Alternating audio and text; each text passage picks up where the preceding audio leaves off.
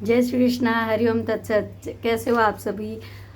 इंद्रा एकादशी की बहुत बहुत शुभकामनाएं। और आज इंद्रा एकादशी की कथा हम सुनेंगे। तो कथा को स्टार्ट करने से पहले नारायण भगवान को गंगा जल से स्नान करवाइए, हो सके तो पंचामृत से स्नान कराइए। और कथा सुनने के पहले हाथ में ये तुलसी पत्र ले लीजिए और कथा सुनने के बाद उनके चरणों में अर्पण कर दीजिए। और नारायण भगवान का भजन तो करना ही चाहिए कथा स्टार्ट करने से पहले। और हमारे जीवन की हर एक वस्तु, हर एक चीज़ के लिए भगवान को थैंक यू बोलना चाहिए।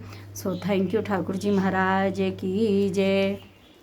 श्रीमन नारायण नारायण हरि हरि, लक्ष्मी नारायण नारायण हरि हरि, श्रीमन नारायण नारायण हरि हरि।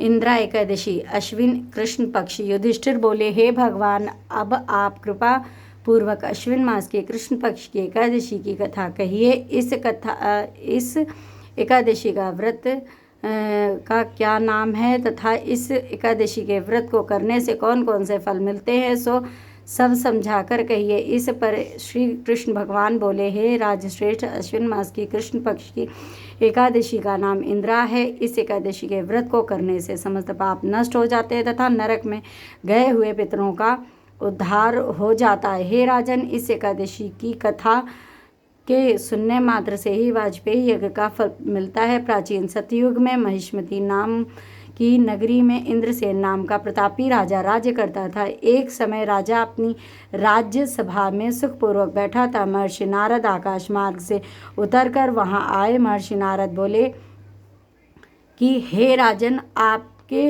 राज्य में सब कुशल मंगल है।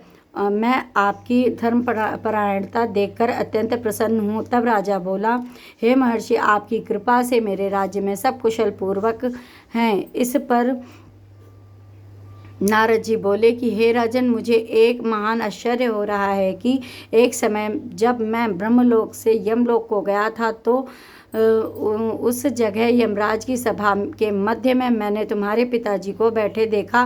तुम्हारे पिता महान ज्ञानी, दानी, धर्मात्मा थे। वे एकादशी का व्रत बिगड़ जाने से यमलोक को चले गए। तुम्हारे पिता ने मुझसे तुम्हारे लिए एक समाचार भेजा है कि यदि मेरा पुत्र इंद्रसेन अश्विन मास के कृष्ण पक्ष की इंद्रा एकादशी का व्रत करे और उस व्रत का फल मुझे दे दे तो मेरी मुक्ति हो जाएगी और इस लोक से छूटकर मैं स्वर्गलोक में वास करूंगा। जब राजा ने महर्षि नारद जी से ऐसे वाक्यों को सुना तो उसे महान दुख हुआ और वह इंद्रा एकादशी के व्रत की विधि पूछने लगा। हे नारद, अब आप मुझे इस एकादशी के व्रत की विधि बतलाइए। इस पर नारद जी बोले, हे राजन, अश्विन मास की कृष्ण पक्ष की दशमी के दिन प्रातःकाल श्रद्धा से स्नान करना चाहिए। इसके पश्चात दोपहर को भी स्नान करना चाहिए।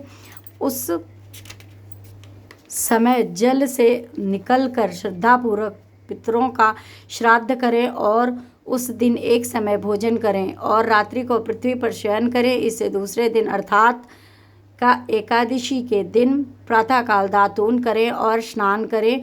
इसके पश्चात भक्तिपूर्वक व्रत को धारण करें। यह कहें कि मैं आज निराहार रहूँगा और समस्त भोगों को त्याग दूंगा।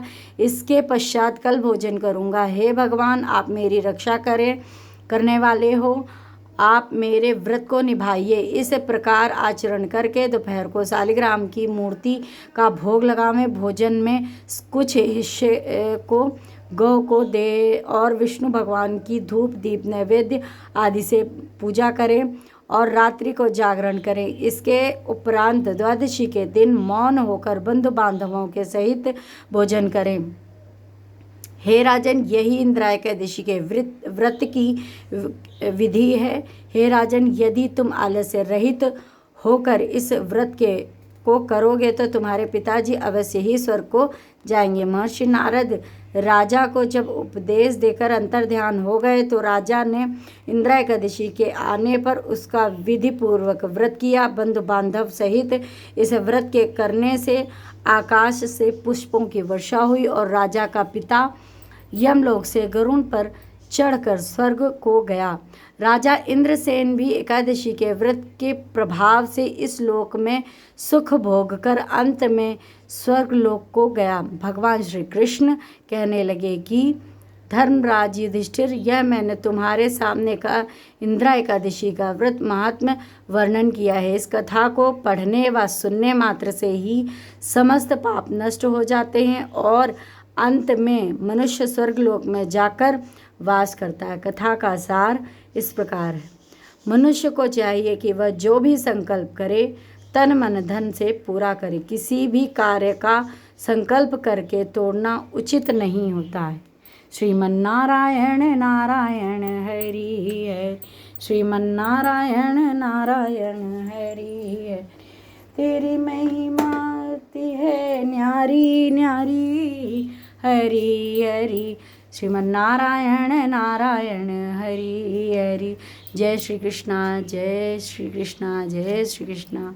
राधे राधे। जय श्री श्याम।